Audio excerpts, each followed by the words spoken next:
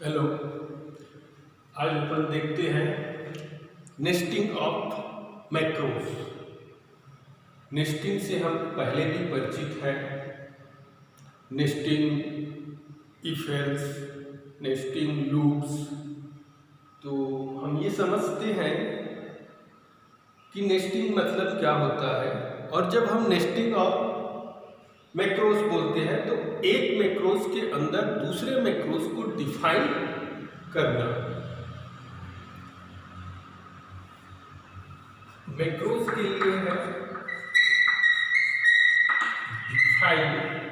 हम एम ले लेते हैं, ये हो गया 5। अब ये हो जाएगा डिफाइन एन। इसको हम ले सकते हैं n प्लस 1। देखो यहाँ पे हमने पहले m को डिफाइन किया, फिर उसके बाद n को। अब n जो है इस मैक्रो को यूज कर रहा है, मतलब इसके अंदर है, और ये हो गया m प्लस 1। हम m को और दूसरे तरीके से भी यूज कर सकते हैं। यहाँ तो प्लस माइनस वो तो एक इंटीजर वैल्यू के साथ है। हम और दूसरे तरीके से जैसे ये अपन डिफाइन कर लेते हैं स्क्वायर को।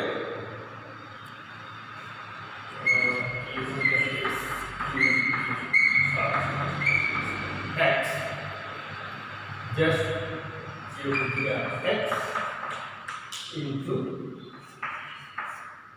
एक्स, और ये हो गया डिफाइन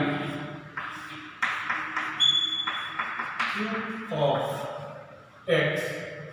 इसको हम ले लेते हैं इस तरीके से S Q A R x into x. यहाँ पे देखो हमने इस स्क्वायर को यहाँ यूज किया है, तो ये हो गया नेस्टिंग ऑफ मैक्रोस। और देखिए अपन क्या लिखते हैं, ये हो गया डिफाइन 6 एक्स।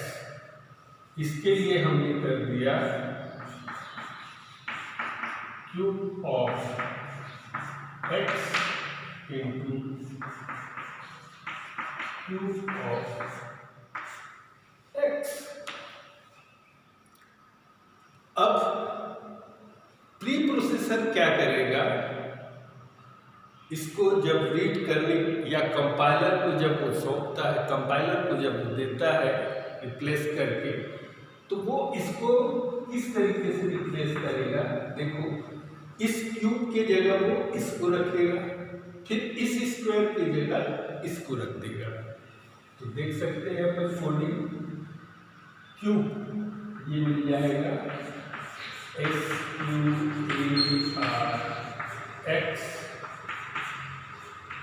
इंटू एक्स, ये और फिर ये हो गया इंटू ये इसका, फिर क्यूब है, फिर अपन ले लेते हैं S Q A R x into ये एक्स, ये इस तरीके से। अब इस स्क्वायर को जब हम यूज करेंगे तब क्या मिलेगा अपने को, ये हो गया फिर x इंटू एक्स इंटू ये x, फिर से ये मिल जाएगा अपने को x into x into x. तो इस तरीके से देखिए कि रिजल्टेंट अपने को मिल जाता है x टू द पावर 6। ये हमने कैसे प्राप्त किया, नेस्टिंग करके मैक्रोस का। इसका और देख लेते हैं।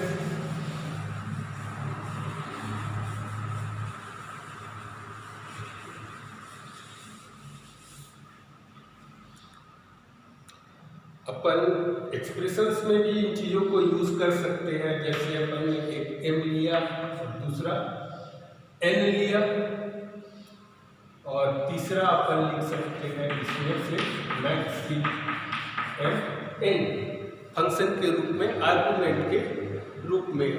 हम किसी एक वैल्यू को m ले लेते हैं, किसी दूसरे वैल्यू को n ले लेते हैं और इस मैक्रोज की सहायता से हम उसका ग्रेटर या लेस देन, ग्रेटर को अपन यहाँ पे यूज कर सकते हैं। इसमें अपन कोडिंग कर देंगे क्या, हम m या n ग्रेटर देखना चाह रहे हैं तो ये हो गया m और ये मिल जाएगा n। Question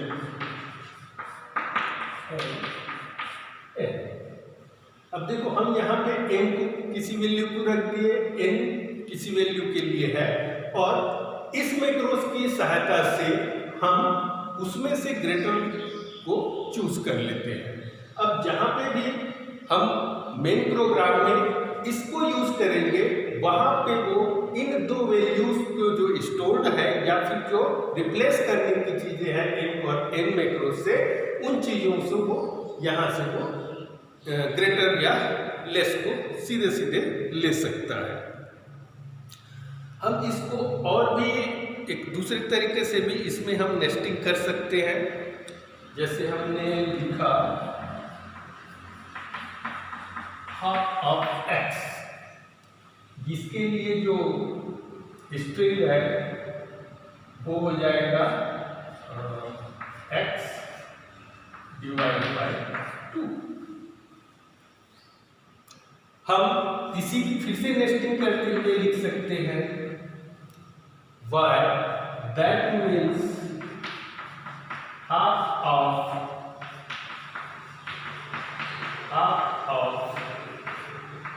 x।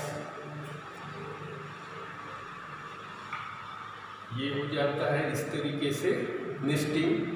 हम चाहे तो इसी नेस्टिंग प्रोसेस को यूज करते हुए 3 नंबर्स में भी ग्रेटर देन या लेस देन को इस मैक्रोज की या फिर नेस्टिंग ऑफ मैक्रोज की सहायता से सीधे सीधे कोडिंग कर सकते हैं और वहां से हमें सीधे रिजल्ट मिल सकता है।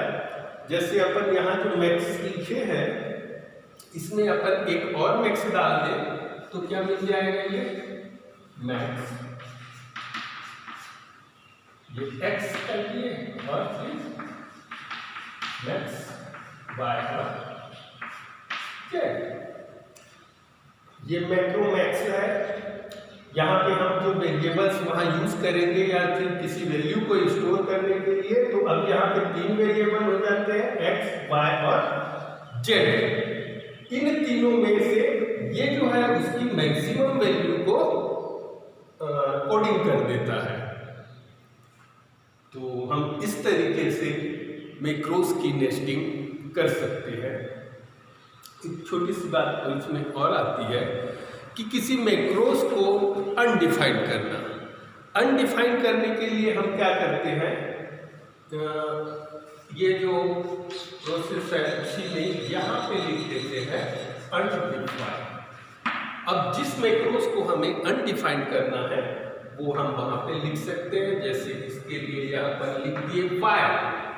इस y को अगर हम अनडिफाइंड करना चाहते हैं तो हम अनडिफाइंड y कर देते हैं। तो इससे क्या होगा कि वो जो डिफाइंड है उससे जस्ट उल्टा हो जाता है, मतलब वो अनडिफाइंड हो जाता है। ये हम तब करते हैं जब हमें कभी कभी कहीं कहीं पर इस चीज को रोकने की या ब्लॉक करने की आवश्यकता होती है। ओके।